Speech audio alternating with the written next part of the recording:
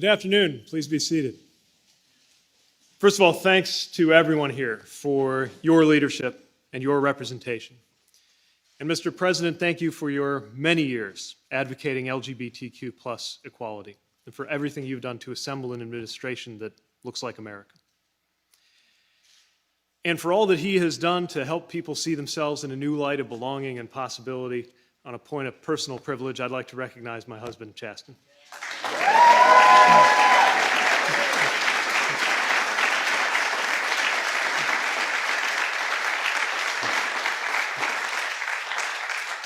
Dr. Biden, an honor to be with you as well. Even for a cabinet member, I got to tell you, being in the East Room is not something you get to do every day, and certainly not often 2 days in a row. But about 24 hours ago, with enormous pride, I sat right about there and watched the president announce a bipartisan deal to make some of the most significant infrastructure investments in the history of the Republic. And it felt good.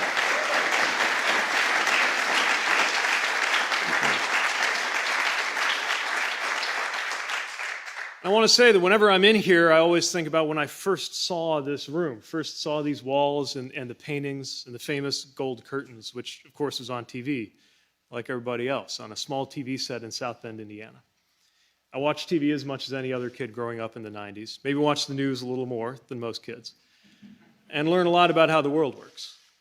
I remember being 15 and seeing stories about President Clinton's nominee for an ambassadorship who couldn't even get a vote in the Senate because he was gay.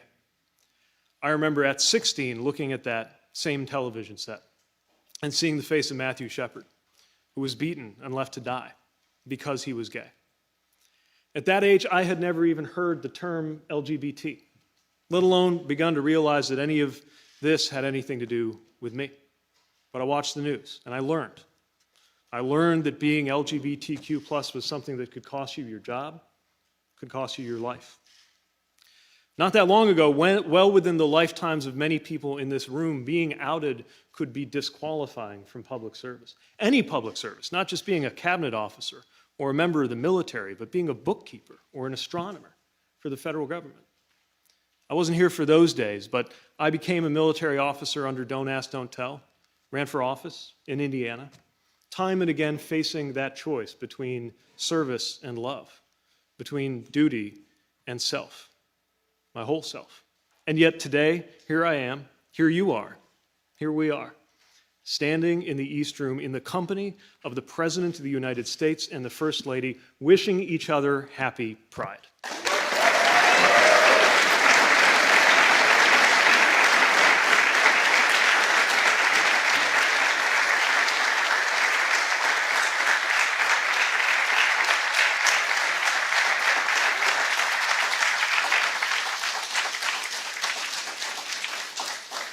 So us even being here proves how much change is possible in America. So many lives have been changed or saved by the sustained advocacy, the moral resolve, the political courage of countless LGBTQ plus leaders and allies, some elected, some invisible, some long gone, some in this room right now. Here we are, but we have such a long way to go. Around the world, LGBTQ plus people face discrimination and danger, especially in some of the same countries where democracy itself has been on the back foot lately. And here in the United States, many basic protections still do not exist. Rates of violence, especially against black trans women, are shocking and disproportionate. And researchers found that last year, 2 in 5 LGBTQ youth seriously considered suicide. There have been great leaps forward in this country, but there are reminders everywhere about what it looks like to move backward. Not just in shocking acts of violence like the Pulse shooting that this country now rightly commemorates, but in the everyday grind of politics as rights and equality come up for debate. There's an especially dangerous political strategy arising in some states right now, as some politicians try to gain advantage by picking on transgender kids, some of the most vulnerable people in this country. There are consequences when politicians and other leaders respond to transgender people's search for equality and belonging by basically denying that someone can be transgender at all. Telling America that transgender people do not exist amounts to telling very real transgender people that they should not exist. And if you are a person in a position of responsibility, you need to understand the weight of your words. You need to understand that if you go around signaling to people that transgender youth shouldn't exist, transgender youth will hear you, and some of them will believe you. So this is a matter of life and death.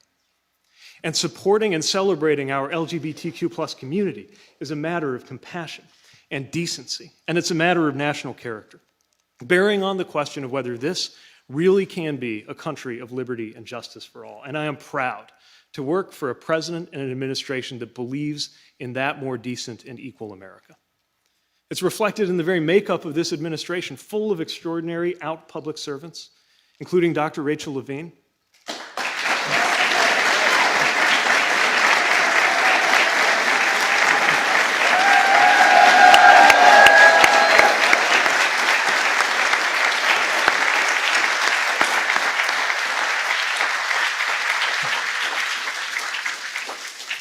So many talented people whose gifts would not have been available to the American people not long ago.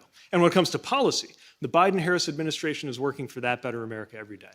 From ending the trans-military ban, to vigorous executive action against discrimination and harassment, to this White House's strong and unequivocal support for the Equality Act, which must pass, and we thank the congressional leaders here for making sure that that's going to happen.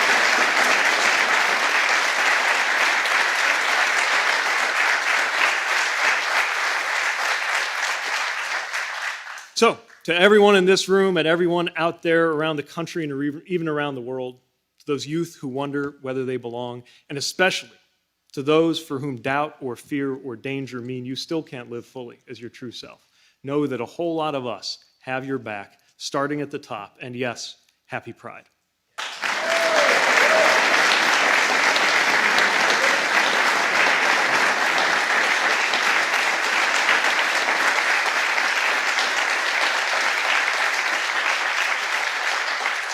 So with that, speaking of our amazing youth, I have the privilege of introducing to you an extraordinary young man, somebody whose strength and advocacy and courage can inspire us all. Please welcome Ashton Moto. Yes.